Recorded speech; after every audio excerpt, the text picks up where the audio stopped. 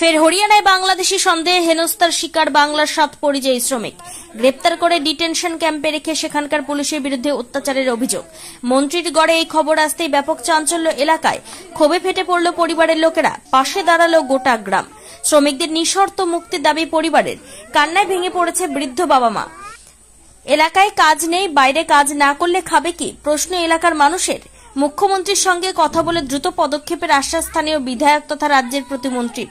ফের বিজেপি শাসিত হরিয়ানায় মালদার 7 পরিযায়ী শ্রমিককে বাংলাদেশি সন্দেহে গ্রেপ্তার নিয়ে শুরু হয়েছে রাজনৈতিক তরজা।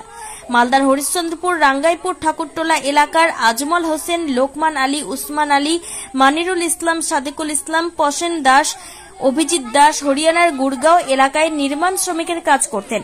তাদের কাছে রয়েছে বৈধ নথিপত্র, কিন্তু অভিযোগ তারপরেও গতকাল রাতে সেখানকার পুলিশ তাদের বাংলাদেশি সন্দেহে আটক করে থানায় নিয়ে যায়। পরিবারের লোকের অভিযোগ, তারপর গ্রেপ্তার করে ডিটেনশন ক্যাম্পে রেখে তাদের উপর অত্যাচার হচ্ছে, দেওয়া হচ্ছে না খাবার। পশ্চিমবঙ্গের বাঙালিদেরকে বেছে বেছে হেনস্থা করা হচ্ছে কেন? বিজেপি তুমি জবাব দাও।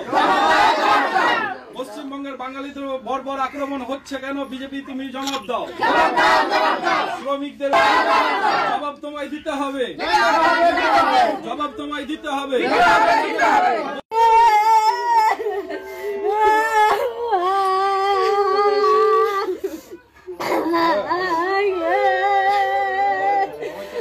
ছেলেকে ধরে নিয়েছে।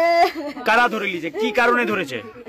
কাটতে গেছিল আমার ছেলে, বাংলাদেশি ঘরে ধরে নিয়েছে।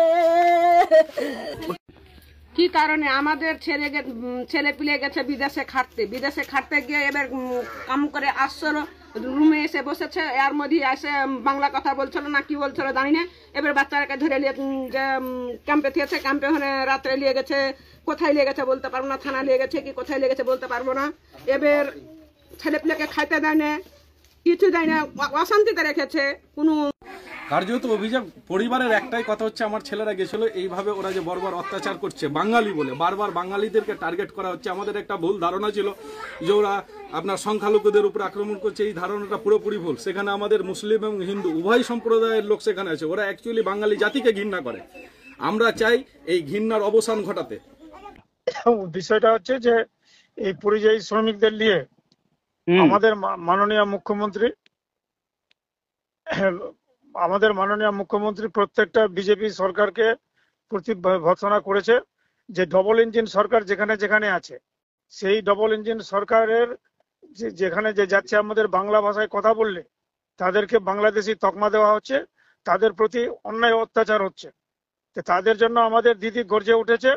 এখন আমরা দিদিকে খবরটা দিব, দিদি যেন তাদেরকে তাড়াতাড়ি করে ব্যবস্থা করে তাড়াতাড়ি যেন ছুটানো যায়। তার জন্য আমরা কলকাতায় আছি, আমরা পার্টি অফিসে জানানোর পর তাদের ব্যবস্থাপনা করব।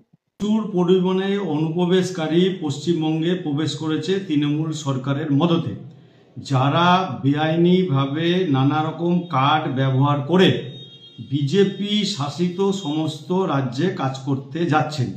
তার একটাই কারণ, পশ্চিমবঙ্গে কোনো রকম কাজ করার জায়গা নাই, এবং সেই সমস্ত জায়গায় কাজ করতে গিয়ে তারা যখন বাংলা ভাষায় কথা বলছেন তখন স্বাভাবিকভাবেই সেখানকার প্রশাসনের মনে হচ্ছে যে এরা বাংলাদেশি, এবং এই মনে করাটা অস্বাভাবিক কিছু না।